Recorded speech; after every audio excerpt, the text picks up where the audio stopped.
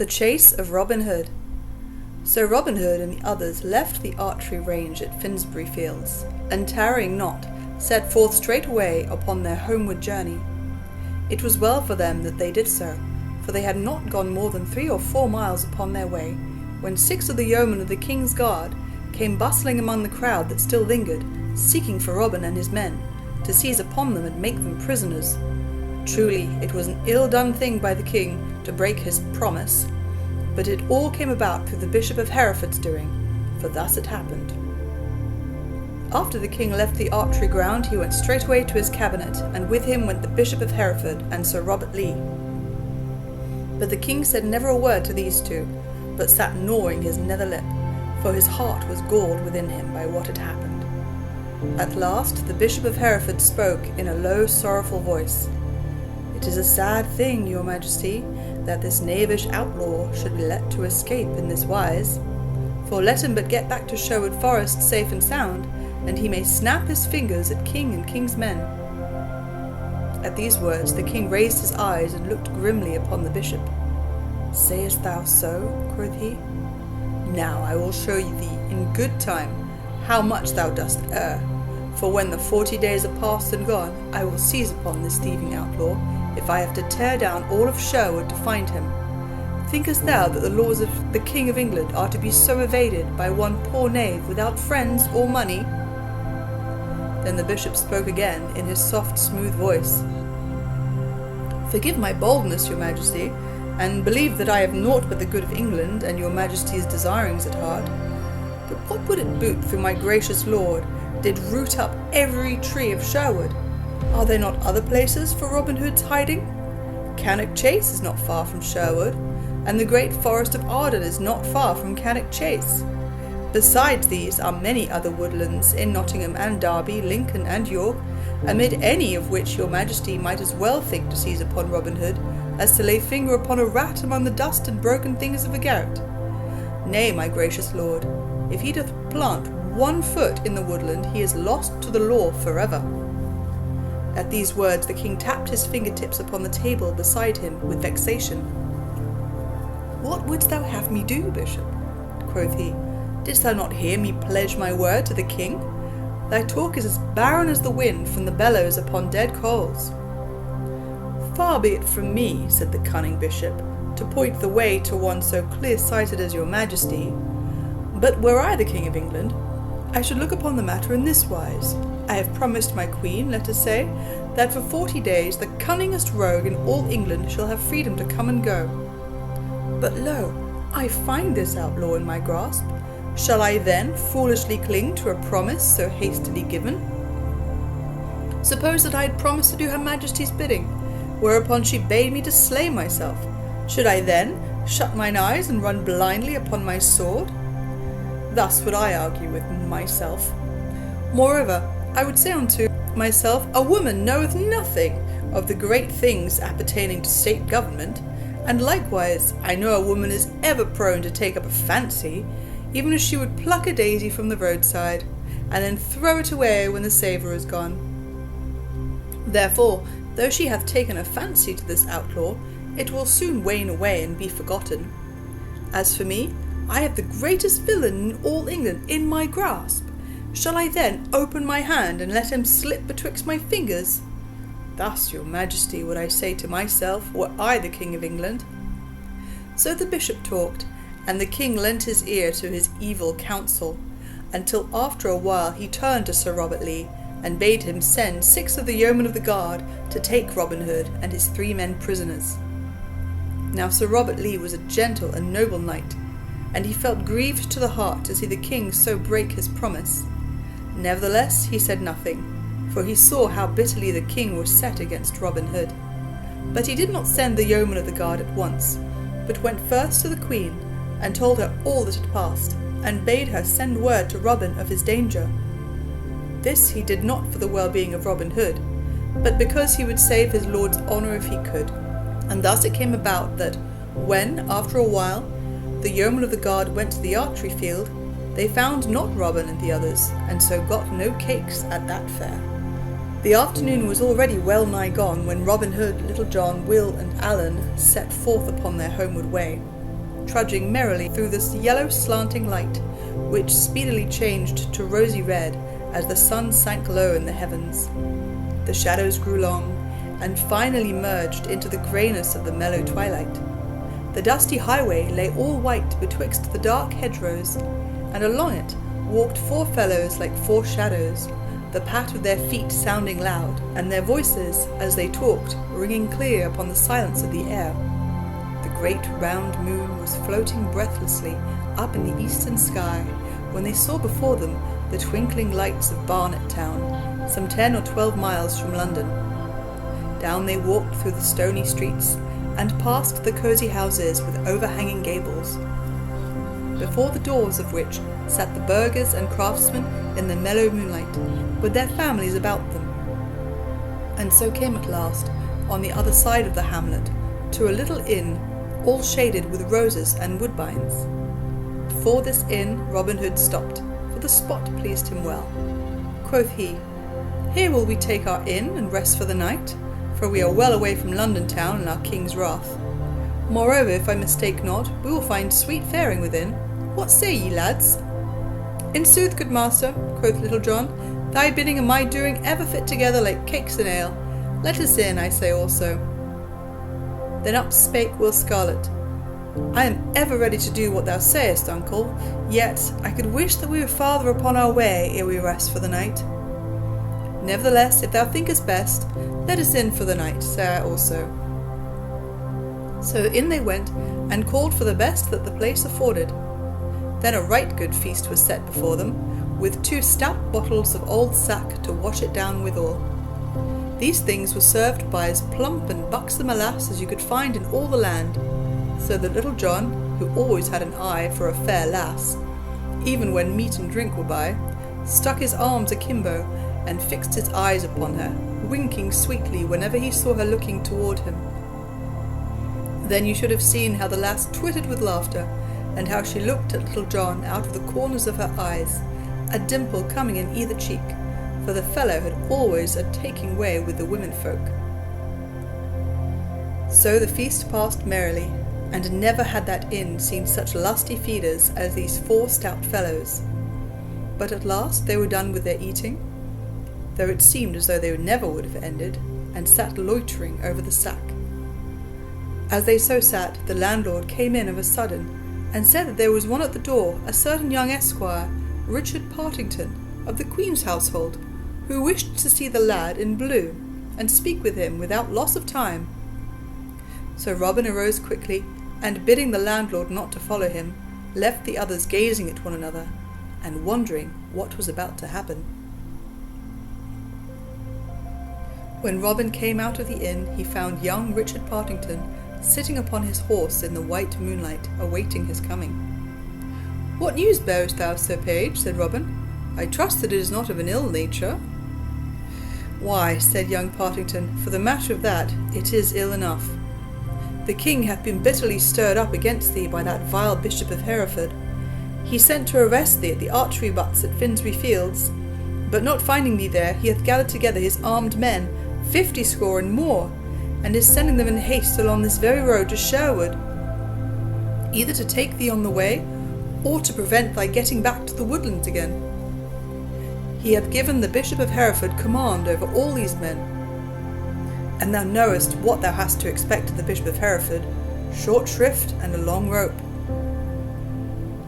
2 bands of horsemen are already upon the road, not far behind me, so thou hadst best be get gone from this place straight away, for if thou tarriest longer, thou art like to sleep this night in a cold dungeon.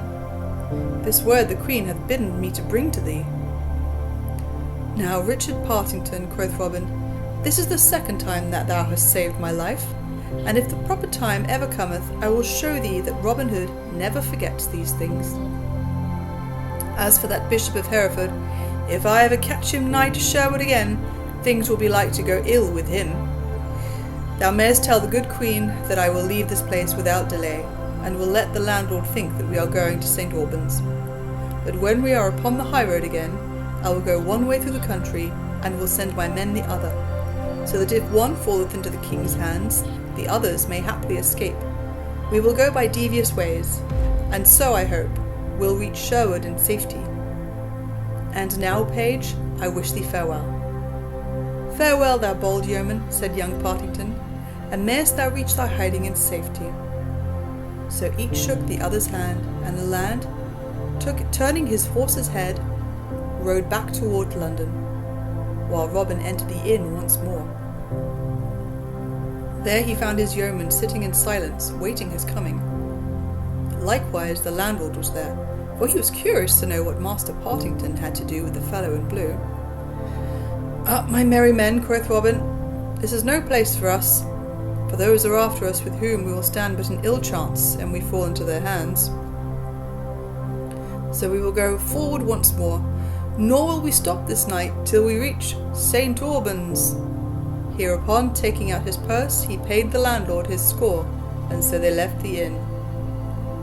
When they had come to the high road without the town, Robin stopped and told them all that had passed between young Partington and himself, and how that the king's men were after them with hot heels. Then he told them that they should part company, they three going to the eastward, and he to the westward, and so, skirting the main high roads, would come by devious paths to Sherwood. "So, be ye wily," said Robin Hood, "and keep well away from the north roads, till ye have gotten well to the eastward. And thou, Will Scarlet, take the lead of the others, for thou hast a cunning turn to thy wits." Then Robin kissed the three upon the cheeks, and they kissed him, and so they parted company. Not long after this, a score or more of the king's men came clattering up to the door of the inn at Barnet Town. Here they leapt from their horses and quickly surrounded the place, the leader of the band and 4 others entering the room where the yeoman had been. But they found that their birds had flown again, and that the king had been balked a second time. "Methought that they were naughty fellows," said the host, when he heard whom the men-at-arms sought. "But I heard that blue-clad knave say that they would go straight forward to St. Albans. So, an ye hurry forward, ye may, perchance, catch them on the high road betwixt here and there." For this news the leader of the band thanked mine host right heartily, and, calling his men together, mounted and set forth again, galloping forward to St. Albans upon a wild goose chase. After Little John and Will Scarlet and Allan a Dale had left the highway near Garnet, they travelled toward the eastward without stopping, as long as their legs could carry them, until they came to Chelmsford in Essex. Thence they turned northward, and came through Cambridge and Lincolnshire to the good town of Gainsborough. Then, striking to the westward and the south, they came at last to the northern borders of Sherwood Forest, without in all that time having met so much as a single band of the king's men. 8 days they journeyed thus, ere they reached the woodlands in safety. But when they got to the greenwood glade, they found that Robin had not yet returned. For Robin was not as lucky in getting back to his men as they had been, as you shall presently hear. After having left the great northern road, he turned his face to the westward, and so came past Aylesbury to fair Woodstock in Oxfordshire. Thence he turned his footsteps northward, travelling for a great distance by way of Warwick town, till he came to Dudley in Staffordshire. 7 days it took him to journey thus far, and then he thought he had gotten far enough to the north, so turning toward the eastward, shunning the main roads, and choosing byways and grassy lanes, he went, by way of Lichfield and Ashby de la Zouche, towards Sherwood, until he came to a place called Stanton. And now Robin's heart began to laugh aloud, for he thought that his danger had gone by, and that his nostrils would soon snuff the spicy air of the woodlands once again. But there is many a slip twixt the cup and the lip, and this Robin was to find, for thus it was. When the king's men found themselves foiled at St. Albans, and that Robin and his men were not to be found high nor low, they knew not what to do. Presently another band of horsemen came, and another, until all the moonlit streets were full of armed men. But twixt midnight and dawn another band came to the town, and with them came the Bishop of Hereford. When he heard that Robin Hood had once more slipped out of the trap, he stayed not a minute, but gathering his bands together, he pushed forward to the northward with speed, leaving orders for all the troops that came to St. Albans to follow after him without tarrying. On the evening of the 4th day, he reached Nottingham town, and there straightway divided his men into bands of 6 or 7, and sent them all through the countryside, blocking every highway and byway to the eastward and the southward and the westward of Sherwood. The Sheriff of Nottingham called forth all his men likewise, and joined with the bishop, for he saw that this was the best chance that had ever befallen of paying back his score in full to Robin Hood. Will Scarlet and Little John and Allen a Dale had just missed the king's men to the eastward, for the very next day after they had passed the line and entered Sherwood, the roads through which they had travelled were blocked, so that, had they tarried in their journeying, they would surely have fallen into the bishop's hands. But of all this Robin knew not a whit, so he whistled merrily as he trudged along the road beyond Stanton, with his heart as free from care as the yolk of an egg is from cobwebs. At last he came to where a little stream spread across the road in a shallow sheet, tinkling and sparkling as it fretted over its bed of golden gravel. Here Robin stopped, being athirst, and kneeling down he made a cup of the palms of his hands and began to drink. On either side of the road for a long distance stood tangled thickets of bushes and young trees, and it pleased Robin's heart to hear the little birds singing therein, for it made him think of Sherwood, and it seemed as though it had been a lifetime since he had breathed the air of the woodlands. But of a sudden, as he thus stooped drinking, something hissed past his ear, and struck with a splash into the gravel and water beside him. Quick as a wink, Robin sprang to his feet, and at one bound crossed the stream and the roadside, and plunged headlong into the thicket, without looking around, for he knew right well that which had hissed so venomously beside his ear was a grey goose shaft, and that to tarry so much as a moment meant death. Even as he leapt into the thicket, 6 more arrows rattled among the branches after him, one of which pierced his doublet, and would have struck deeply into his side but for the tough coat of steel that he wore. Then up the road came riding some of the king's men at headlong speed. They leapt from their horses and plunged straight away into the thicket after Robin. But Robin knew the ground better than they did, so crawling here, stooping there and anon, running across some little open, he soon left them far behind, coming out at last upon another road about 800 paces distant from the one he had left.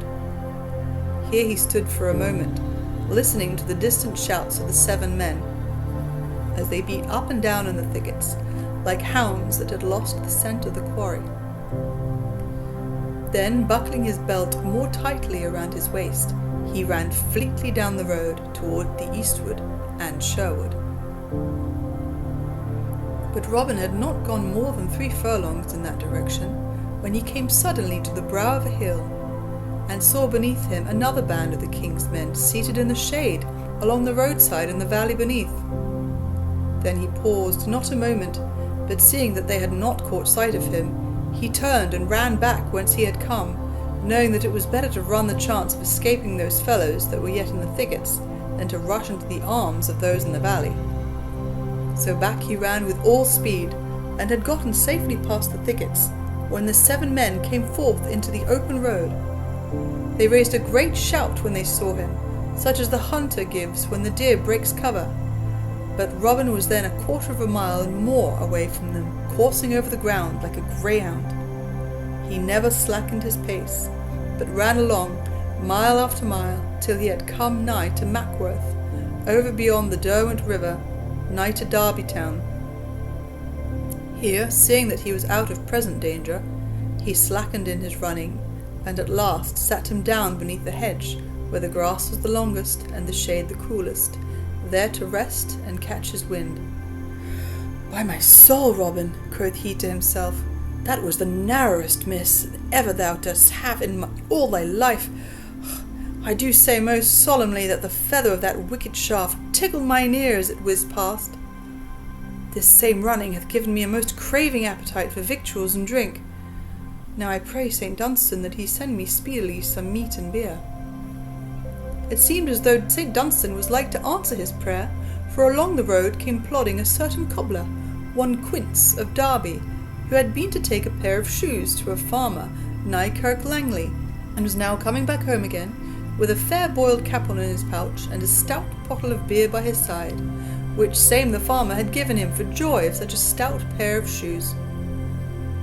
Good Quince was an honest fellow, but his wits were somewhat of the heavy sort, like unbaked dough, so that the only thing that was in his mind was 3 shillings 6pence halfpenny for thy shoon, good Quince, 3 shillings 6pence halfpenny for thy shoon, and this travelled round and round inside of his head, without another thought getting into his noddle, as a pea rolls round and round inside an empty quart pot. "Hallo, good friend," quoth Robin from beneath the hedge, when the other had gotten nigh enough. "Whither away so merrily this bright day?" Hearing himself so called upon, the cobbler stopped, and seeing a well-clad stranger in blue, he spoke to him in seemly wise. "Give ye good den, fair sir, and I would say that I come from Kirk Langley, where I have sold my shoes, and got 3 shillings 6pence halfpenny for them, in as sweet money as ever thou sawest, and honestly earned too, I would have thee know. But I may be so bold, thou pretty fellow, what dost thou there beneath the hedge?" "Marry," quoth merry Robin, "I sit beneath the hedge here to drop salt on the tails of golden birds. But in sooth thou art the first chick of any worth I have seen this blessed day." At these words the cobbler's eyes opened big and wide, and his mouth grew round with wonder, like a knot-hole in a board fence. "Slack a day," quoth he, "look ye now, I have never seen those same golden birds. And dost thou in sooth find them in these hedges, good fellow? Prithee tell me, are there many of them? I would fain find them mine own self." "Ay, truly," quoth Robin, "they are as thick here as fresh herring in Cannock Chase." "Look ye now," said the cobbler, all drowned in wonder, "and dost thou in sooth catch them by dropping salt on their pretty tails?" "Yea," quoth Robin, "but this salt is of an odd kind, let me tell thee, for it could only be gotten by boiling down a quart of moonbeams in a wooden platter, and then one hath but a pinch. But tell me now, thou witty man, what hast thou gotten there in that pouch by thy side, and in that pottle?" At these words the cobbler looked down at those things of which merry Robin spoke, for the thoughts of the golden bird had driven them from his mind, and it took him some time to scrape the memory of them back again. "Why," said he at last, "in the one is good March beer, and in the other is a fat capon. Truly, Quince the cobbler will have a fine feast this day, and I mistake it not." "But tell me, good Quince," said Robin, "hast thou a mind to sell those things to me? For the hearing of them sounds sweet in mine ears. I will give thee these gay clothes of blue that I have upon my body, and 10 shillings to boot for thy clothes and thy leather apron, and thy beer, and thy capon. What sayest thou, bully boy?" "Nay, thou dost jest with me," said the cobbler, "for my clothes are coarse and patched, and thine are of fine stuff, and very pretty." "Never a jest do I speak," quoth Robin. "Come, strip thy jacket off, and I will show thee, for I tell thee I like thy clothes well. Moreover, I will be kind to thee, for I will feast straightway upon the good things thou hast of me, and thou shalt be bidden to the eating." At these words he began slipping off his doublet, and the cobbler, seeing him so in earnest, began pulling off his clothes also, for Robin Hood's garb tickled his eye. So each put on the other fellow's clothes, and Robin gave the honest cobbler 10 bright new shillings. Quoth merry Robin, "I have been many a thing in my life before, but never have I been an honest cobbler. Come, friend, let us fall to and eat, for something within me cackles aloud for that good fat capon." So both sat down and began to feast right lustily, so that when they were done, the bones of the capon were picked as bare as charity. Then Robin stretched his legs out with a sweet feeling of comfort within him. Quoth he, By the turn of thy voice, good Quince, I know that thou hast a fair song or two running loose in thy head, like colts in a meadow. I pray thee, turn one of them out for me. A song or two I have, quoth the cobbler. Poor things, but such as they are, thou art welcome to one of them. So, moistening his throat with a swallow of beer, he sang. Of all the joys, the best I love, sing hey, my frisking Nan, oh, and that which most my soul doth move, it is the clinking can, oh. All other bliss I'd throw away, sing hey, my frisking Nan, oh.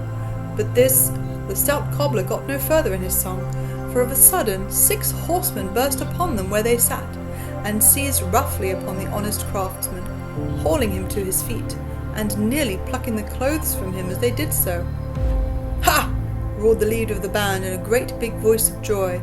Have we then caught thee at last, thou blue-clad knave? Now blessed be the name of Saint Hubert, for we are 80 pounds richer this minute than we were before. For the good Bishop of Hereford hath promised that much to the band that shall bring thee to him. Oho, thou cunning rascal, thou wouldst look so innocent, forsooth. We know thee, old fox. But off thou goest with us to have thy brush clipped forthwith. At these words the poor gobbler gazed all around him with his great blue eyes as round as those of a dead fish, while his mouth gaped as though he had swallowed all his words, and so lost his speech.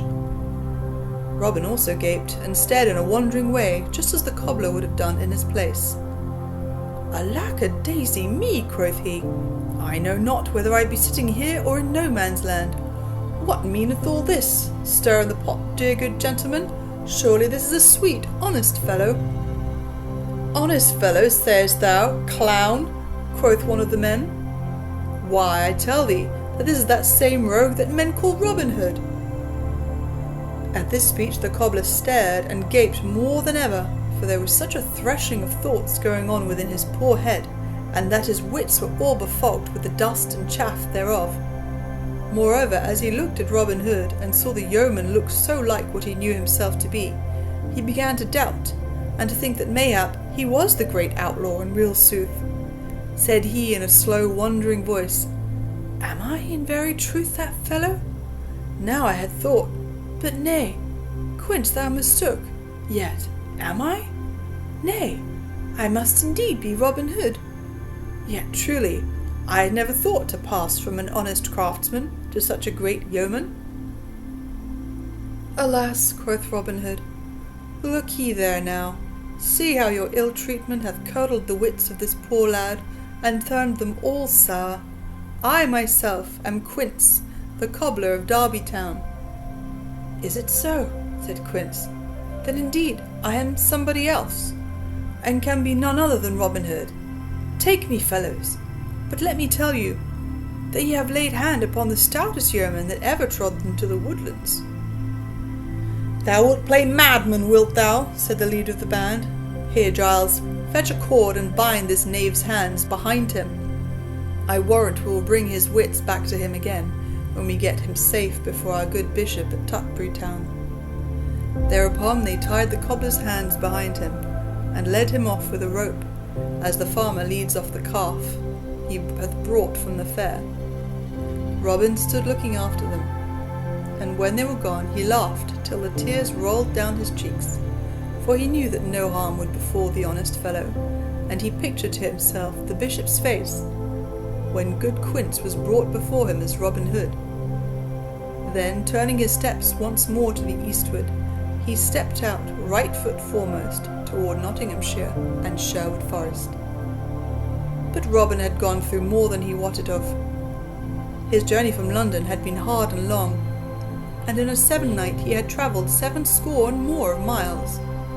He thought now to travel on without stopping until he had come to Sherwood. But ere he had gone 60 of miles, he felt his strength giving way beneath him, like a river bank which the waters have undermined. He sat him down and rested. but he knew within himself that he could go no farther that day, for his feet felt like lumps of lead, so heavy were they with weariness. Once more he arose and went forward, but after travelling a couple of miles he was fain to give the matter up. So coming to an inn just then, he entered, and calling the landlord, bade him show him to a room, although the sun was only then just sinking in the western sky. There were but 3 bedrooms in the place, and to the meanest of these the landlord showed Robin Hood. But little Robin cared for the looks of the place, for he could have slept that night upon a bed of broken stones. So stripping off his clothes without more ado, he rolled into the bed and was asleep almost till his head touched the pillow. Not long after Robin had so gone to his rest, a great cloud peeped blackly over the hills to the westward. Higher and higher it arose, until it piled up into the night like a mountain of darkness. All around beneath it came ever and anon a dull red flash, and presently a short grim mutter of the coming thunder was heard. Then up rode 4 stout burghers of Nottingham town, for this was the only inn within 5 miles distance, and they did not care to be caught in such a thunderstorm as this that was coming upon them. Leaving their nags to the stablemen, they entered the best room of the inn, where fresh green rushes lay all spread upon the floor, and there called for the goodliest fare that the place afforded. After having eaten heartily, they bade the landlord show them to their rooms, for they were aweary, having ridden all the way from Dronfield that day. So off they went, grumbling at having to sleep 2 in a bed, but their troubles on this score, as well as all others, were soon lost in the quietness of sleep. And now came the first gust of wind, rushing past the place, clapping and banging the doors and shutters, smelling of the coming rain, and all wrapped in a cloud of dust and leaves. As though the wind had brought a guest along with it, the door opened of a sudden, and in came a friar of Emmet Priory, and one in high degree, as was shown by the softness and sleekness of his robes, and the richness of his rosary. He called to the landlord, and bade him first have his mule well fed and bedded in the stable, and then to bring in the very best there was in the house. So presently a savoury stew of tripe and onions, with sweet little fat dumplings, was set before him. Likewise a good stout pottle of malmsey, and straightway the holy friar fell to with great courage and heartiness, so that in a short time naught was left but a little pool of gravy in the centre of the platter, not large enough to keep the life in a starving mouse. In the meantime the storm broke. Another gust of wind went rushing by, and with it fell a few heavy drops of rain, which presently came rattling down in showers, beating against the casements like 100 little hands. Bright flashes of lightning lit up every raindrop, and with them came cracks of thunder that went away rumbling and bumping, as though Saint Swithin was busy rolling great casks of water across rough ground overhead. The women folks screamed, and the merry wags in the tap-room put their arms around their waists to soothe them into quietness. At last, the holy friar bade the landlord show him to his room, but when he heard that he was to bed with a cobbler, he was as ill-contented a fellow as you could find in all England.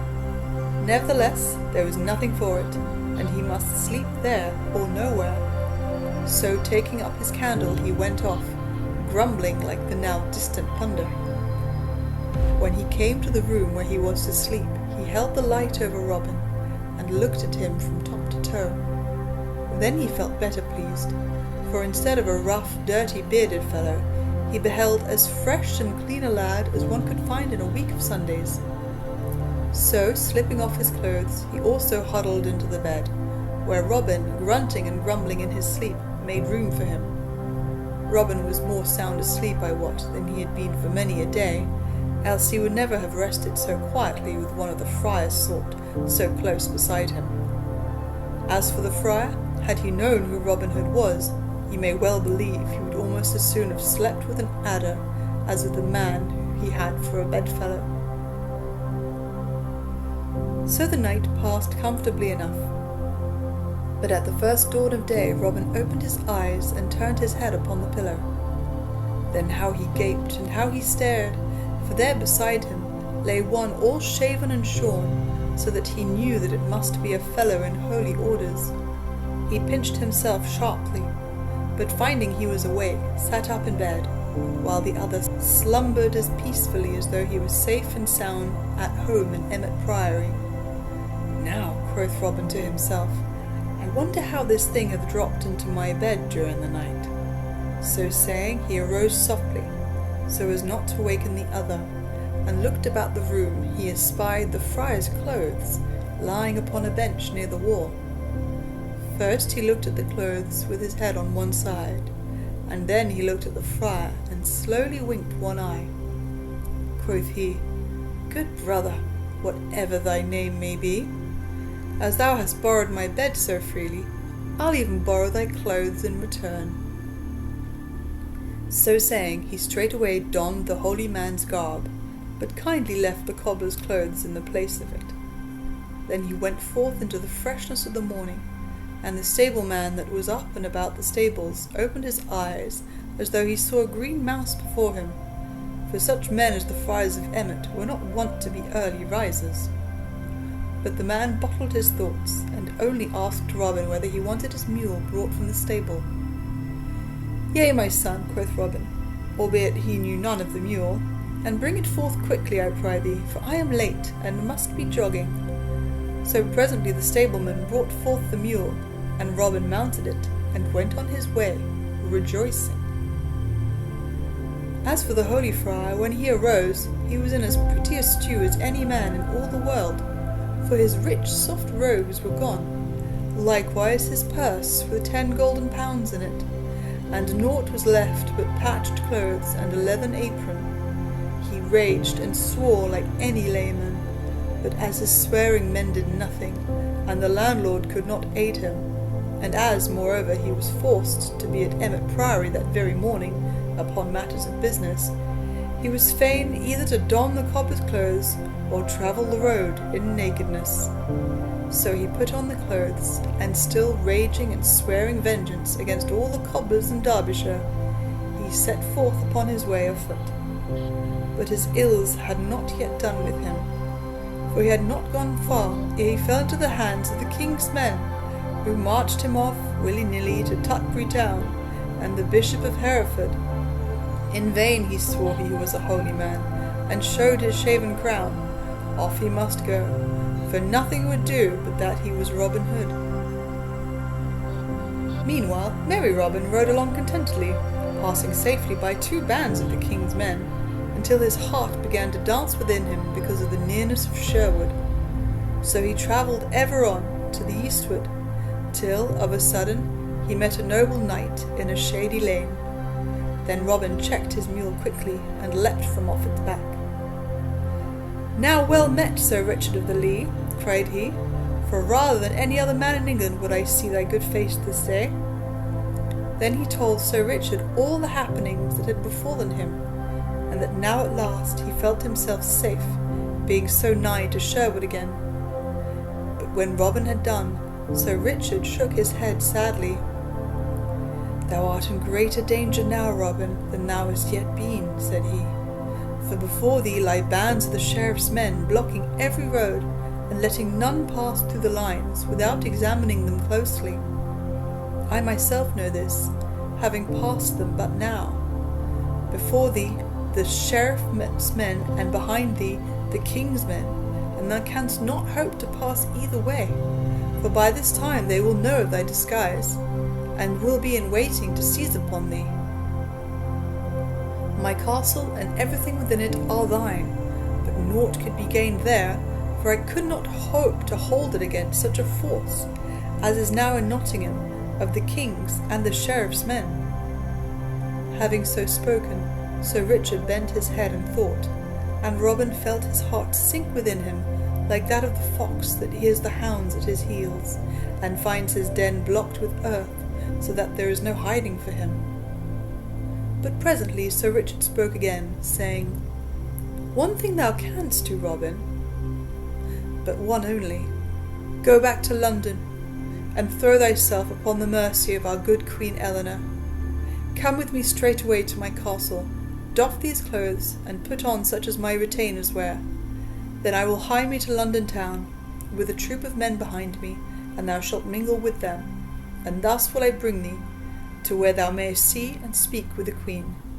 Thy only hope is to get to Sherwood, for there none can reach thee, and thou wilt never get to Sherwood but in this way.